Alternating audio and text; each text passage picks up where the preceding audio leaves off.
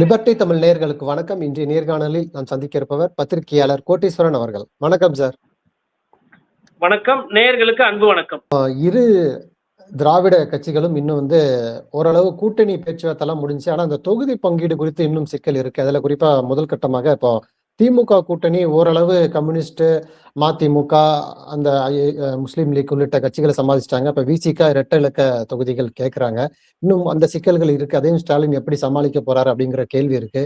இன்னொரு புறத்துல எடப்பாடி பழனிசாமி அவர்கள் டெல்லியில தொடர்ச்சியாக போறாரு. இன்னும் அங்கேயுமே இன்னும் தொகுதி பங்கீடு முடியல. 27க்குள்ள முடிக்கணும்னு எடப்பாடி பாக்குறாரு பாஜகவை. ஆனா அவங்க 50க்கும் மேற்பட்ட தொகுதியில பாஜக தனி சின்னத்துல அந்த தாமரை சின்னத்துல போட்டியிடக்கூடிய அவங்க ஒரு பிளான் போடுறத கூட சொல்றாங்க. இந்த இரண்டு திராவிட கட்சிகளுமே இந்த கூட்டணி தொகுதி பங்கீடு குறித்து இன்னுமே ஒரு குழப்பத்துல இருக்கிறாங்க இல்லையா? முடிவு வராம அதை எப்படி பாக்குறீங்க? இந்த குழப்பம் இன்னும் ஒரு 3 நாள்ல முடிஞ்சிருங்க, 2 சைடுமே. அதுக்கு மேல இருக்காது. குழப்பம் இல்லைன்னா தான் அது ஒரு என்ன சொல்ல அரசியல் இல்லை. எல்லாருமே அரசியல் கட்சி நடத்துறது எதுக்குன்னா அவங்கவுங்க கட்சியை பலப்படுத்தணும், அவங்க கட்சியில இருக்கிறவங்கள அதிகமா எம்எல்ஏ ஆக்கணும், அவங்க நிறைய இடத்த கட்டுப்பாட்டுல வைக்கணும். இதுக்குதான் அரசியல்வாதிகள் கட்சி நடத்துறாங்க. மக்களுக்கு சேவை செல்றது ரெண்டாவது. அப்படி பார்க்கும்போது எல்லா கூட்டணி தலைவர்களும் கூட்டணி கட்சியில் இருக்கவங்களும் என்ன பண்ணா சீட்டு எக்ஸ்ட்ரா கேட்பாங்க. இந்த பெரிய கட்சி இருக்குல்ல, அதனுடைய நோக்கம் என்னன்னா நீங்களாம் வளருங்க, நீங்களாம் நல்லா வாங்க, அப்படியெல்லாம் கிடையாது. உங்க உழைப்புல நாங்க ஆட்சிக்கு வரோம், நாங்க ஆட்சிக்கு வரனால உங்களுக்கு கொஞ்சம் எம்எல்ஏ தரோம், இதுதான் கணக்கு.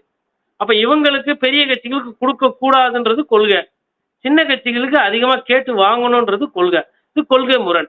இந்த பஞ்சாயத்து பேச்சுவார்த்தையின் மூலியமா, நட்பு மூலியமா கொஞ்சம் கொஞ்சமா சரியாகி இந்த நாமினேஷன் டேட் இருக்கு இல்லைங்களா, அதுக்கு 1 நாளுக்கோ 2 நாளைக்கு முன்னாடி முடிஞ்சிடும். ஸோ அப்ப நான் என்ன பாக்குறேன்னா இந்த பஞ்சாயத்து 3 நாள்ல முடிஞ்சிடும். பெரிய கூட்டணியில இருந்து பெரிய கட்சிகள் பிரியுன்ற மாதிரி நான் பார்க்கல.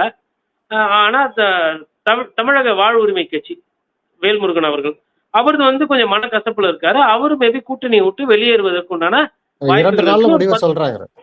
சொல்றேன்னு இருக்காரு. இன்னொன்னு, அவரு விஜய் சார் மாதிரி இழுக்கலாம் மாட்டாரு. அவருக்கு வைப்பு பண்றதுக்கு அவங்க கூப்பிட்டாங்க, இவங்க கூப்பிட்டாங்க, இதே போல பிடிவாதம் தானே இப்போ கம்யூனிஸ்ட் கட்சியும் இதே போல பிடிவாதம் தான் பிடிச்சாங்க. எல்லா கட்சிகளுமே திமுக கூட்டணியில் இதே போன்ற பிடிவாதங்கள் தான் பிடிச்சாங்க. கம்யூனிஸ்டையும் சமாளிச்சாரு, இப்ப விசிகாவும் சமாளிப்பாரு. இது போல வாழ்வுரிமை கட்சியும் ஸ்டாலின் சமாளித்து அவரு டைரக்டா பேசியிருக்கிறாரு சொல்றாங்க. டிவிகே அவரோட கோரிக்கையை ஏத்துக்கலன்னா அது கஷ்டம். ஏன்னா அது சிறிய கட்சின்றதை தாண்டி அவர் நிறைய போராட்டங்கள், தமிழ் தேசியம் பேசுவாரு. அப்புறமா ஈழத்துல இருக்கிற மக்களுக்கு ஒரு சில பிரச்சனைகள், இந்த திருச்சியில அவரோட டிமாண்ட்ஸ் ரொம்ப நாளா வச்சுக்கிட்டு இருக்காரு. ஏன்னா கொஞ்சம் டஃப்பா ஹேண்டில், அதாவது அவரை பொறுத்த எப்படின்னா பண்ருட்டியில எப்படி பலாப்பழம் மேல முள்ளா இருக்கும், உள்ள நல்லா இருக்கும், கிட்டத்தட்ட வேல்முருகன் அவர்கள் அந்த மாதிரி தான். ஏன்னா தமிழ் தேசியம் பேசக்கூடிய எல்லா அரசியல் தலைவர்களுமே ஒரு மாதிரி காட்டமா இருப்பாங்க. பழகிட்டீங்க. அவங்க கொள்கைன்றது தமிழ்நாட்டுக்கு உகந்த ஒரு கொள்கை. அதாவது அதனால திராவிட கொள்கை மோசம், கொள்கை எல்லா கட்சியிலுமே நல்லதுதாங்க கொள்கை. இந்த அரசியல்வாதிகள் அதை எப்படி எடுத்து போறாங்க தான் முக்கியம். அவரை பொறுத்தவரை நான் பாஜகவோட கூட்டணி இல்லை, ஆனா தேவைப்பட்டா நான் என்ன தனியா விட்டாங்கன்னா நான் தனியா தான் நிக்கணும், எனக்கு ஒரு வழி இல்லை, ஆனா தனியா கூட நான் போட்டி போடுவேன் அப்படின்ற மாதிரி அவங்க கட்சி நிர்வாகிகிட்ட பேசிட்டு இருக்காங்க. ஏதோ ஒரு திராவிட கட்சிகள் அவர் கூட்டணி போறாரா இல்ல தனியா போறாரான்றது தெரியல. ஆனா அவர் இப்போ மத்த கம்யூனிஸ்ட் கட்சிகள் சிபிஎம் கூட தனியாலாம் நிக்க மாட்டாங்க. கடைசியில ஒரு சீட்டை வாங்கிட்டு போயிருவாங்க. அதே மாதிரி விசிகாவும் கடைசியா ஒரு சீட்டை வாங்கிட்டு போயிருவாங்க. ஆனா தாவேகா சாத்தியமா மத்த எல்லாத்துக்குமே கம்மியா கொடுத்திருக்காங்க. ஒரு சீட்டு எல்லா கட்சிகளுக்குமே கம்மியா கொடுத்திருக்காங்க. ஆனா விசிகாவுக்கு மட்டும் 2 சீட்டு இந்த முறை அவங்க கம்மியா கொடுக்க வாய்ப்பு இல்ல, 8க்குள்ள முடிக்கலாம்னு ஸ்டாலின் பிளான் பண்றாரு. ஆனா அவங்க 10 கேட்கறாங்க அப்படின்னு சொல்றாங்கல்ல. அப்ப விசிகா கட்சி ஓரளவு வளர்ந்துருக்கு, ஸ்டாலின் விடக்கூடாதுன்னு பாக்குறாரு. அந்த பாயிண்ட் ஆஃப் வியூல பாக்கலாமா? ஆமாங்க. நீங்க நேத்து வந்த டிஎம்டிகேக்கு 10 சீட்டுன்னு செய்தி வருது. இல்ல 8 சீட்டு தான் வச்சுக்கோங்க. 1/2% இருக்கிற கட்சிக்கு நீங்க 8 சீட்டு வரலாம் கொடுப்பீங்க. அவங்க ஃபர்ஸ்ட்ல இருந்து உங்க கூட இருக்காங்க. கிட்டத்தட்ட ஒரு 15-20 வருஷமா உங்க கூட இருக்காங்கல்ல. இன்னொன்று, காங்கிரஸ் கட்சி மாதிரி உங்களுக்கு என்ன குந்தகம் விளைவிக்கிறாங்களா இல்ல 40 சீட்டு 50 சீட்டு கேட்டாங்களா? மேபி எனக்கு தெரிஞ்சு 8 சீட்டு கொடுத்தா அவங்க தே ஷுட் பி ஹாப்பி. ஆனா என்ன சிக்கல்னா உதயசூரியன்ல நிக்கணும் ஒரு சில சின்னம் அப்படின்னு சொன்னாங்கன்னா திருமாவளவனுக்கு என்னங்க, அவங்களுக்கு அவங்க கட்சி பெருசு, அவங்களுக்கும் ஒரு சின்ன வேணும், சொந்த சின்னம் வேணும் நினைப்பாங்க. அப்போ விசிகா தலைவர் அண்ணன் திருமாவளவன் நினைக்கிறதும் சரி, ஸ்டாலின் சார் நினைக்கிறதும் சரி. என்னடா இது பத்திரிகையாளர் 2 பேரும் நினைக்கிறது சரின்றாப்லன்னா அவங்கவுங்க இடத்துல இருந்து அவங்கவுங்க பஞ்சாயத்தை யோசிச்சு பார்க்கணும். கூட்டணி கட்சிகள் நிறைய சீட்டு கொடுத்துட்டா ஒருவேளை திமுக ஆட்சி போறதுக்கு வாய்ப்பு இருக்கும். ஏன்னா உதயசூரியன் அப்படின்னும் போது அது வெற்றி விகிதாச்சாரம் கூட. மற்ற சின்னங்கள் மற்ற சிறிய கட்சிகள் போது அது வெற்றி விகிதத்தால் குறைவு. அதனால அவர் வந்து முதலமைச்சர் குறைக்க பார்ப்பார். ஆனா விசிகா போன்ற கட்சிகள் வந்து அந்த தேர்தல் சீட்டை கூட்ட பார்ப்பாங்க. பட் எனக்கு என்னன்னா கண்டிப்பா போன முறை கொடுத்த அதே சீட்டை வந்து விசிகா வாங்க மாட்டாங்க. அதை விட கூட தான் கேட்டு பெறதுக்கு வாய்ப்பு இருக்குன்ற மாதிரி நான் புரிஞ்சுக்கிறேன்.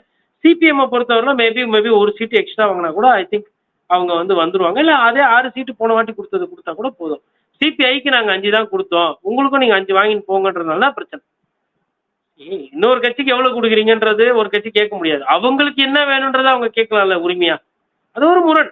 இதே முரண் அதிமுகலயும் வரும், இருக்கும், நமக்கு தெரியாது. இந்த நேரம் பேசிக்கிட்டு இருப்பாங்க, அங்கேயும் இன்னும் முடியல இல்லையா.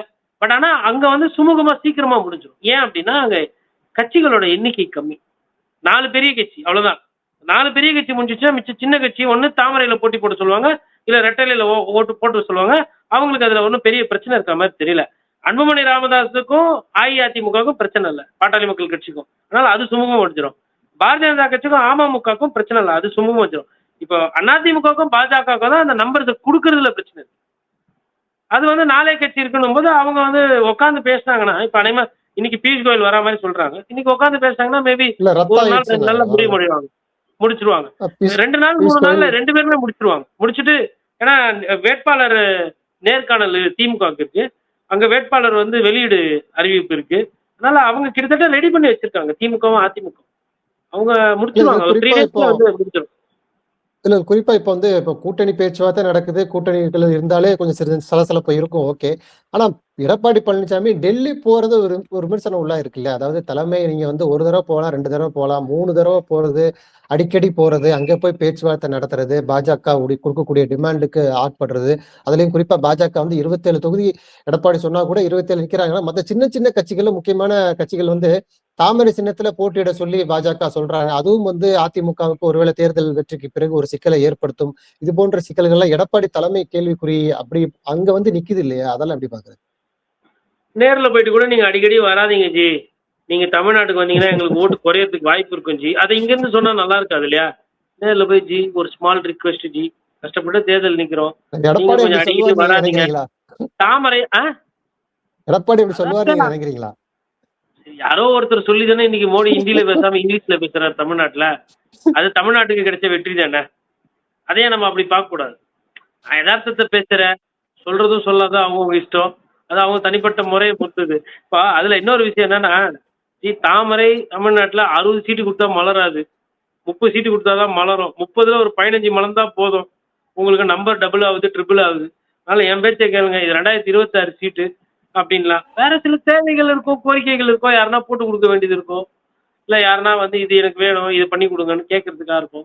இங்க உட்காந்து பேசினா சிக்கல். அதனால டெல்லி போயிட்டா பிரச்சனை இல்லை. பட் ஆனா அங்க டெல்லி போனா இந்த விமர்சனம் வரதான் செய்யும். விமர்சனமே இல்லாத அரசியல்வாதி இல்லைங்களேங்க. விமர்சனமே இல்லாத அரசியல்வாதினா நம்ம நம்ம 2 கட்சிக்கு அப்படியே ஃபுல்லா வந்து அப்படியே கட்சிக்காரங்க மாதிரி தான் பேசிட்டு இருக்கோம். விமர்சனம் கண்டிப்பா இருக்கு. எல்லா கட்சியுமே தரம் தாழ்ந்து விமர்சிக்கிற அளவுக்கு கட்சி நடத்துறீங்களா, இல்ல ஓரளவுக்கு தரமான விமர்சனம் வாங்குற அளவுக்கு கட்சி நடத்துறீங்களான்னு தான் பார்க்கணும். இல்ல குறிப்பா இப்ப அந்த பாஜகவுடைய திட்டங்கள் நான் சொன்ன மாதிரி இப்போ அவங்க ஒரு தொகுதிக்குள்ள அடைச்சாலும் இந்த சின்ன சின்ன ஜான் பாண்டியன், கிருஷ்ணசாமி, இப்போ கிருஷ்ணசாமியில ஜான் பாண்டியன் போன்ற பூவிமூர்த்தி இவங்கெல்லாம் தாமரை சின்னத்துல போட்டியிடணும் அப்படிங்கிற ஒரு ஒரு ஐடியா இருக்குல்ல.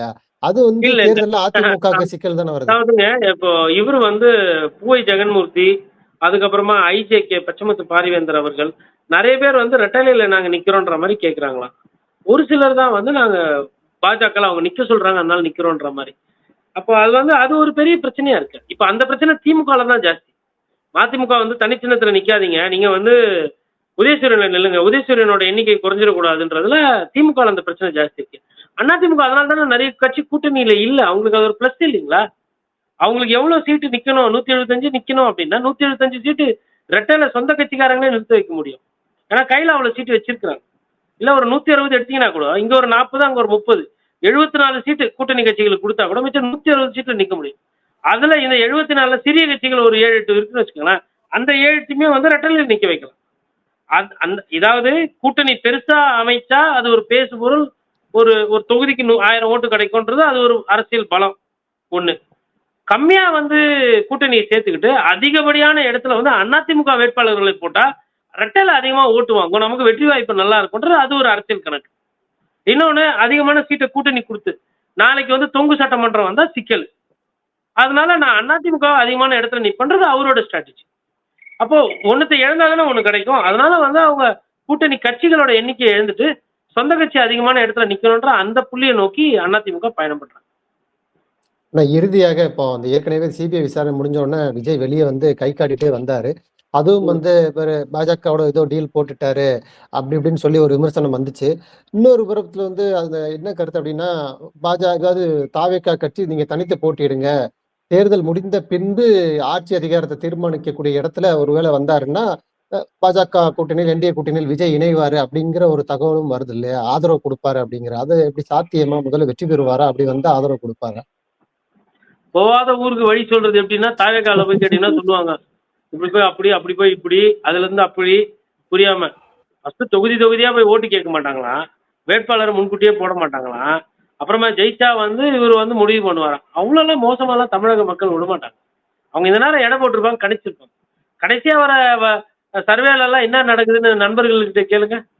இல்ல அந்த வியூக வகுப்பாளர்லாம் இருக்காங்கல்ல, இப்ப அவ்வளவா சொல்றது இல்ல பாத்தீங்களா? ஏன்னா அவரோட அந்த அந்த பர்செப்ஷன், அந்த பேசுபொருள் வந்து தாவேக்கா கொஞ்சம் கொஞ்சமா இறங்கிட்டு வருது. பழைய ஒரு 2, 3 மாசத்துக்கு முன்னாடி இருந்த அந்த வசீகரமோ, அந்த பேசுபொருளோ இல்ல. அது ரொம்ப டிராஸ்டிக்கா டிப் ஆயிட்டு.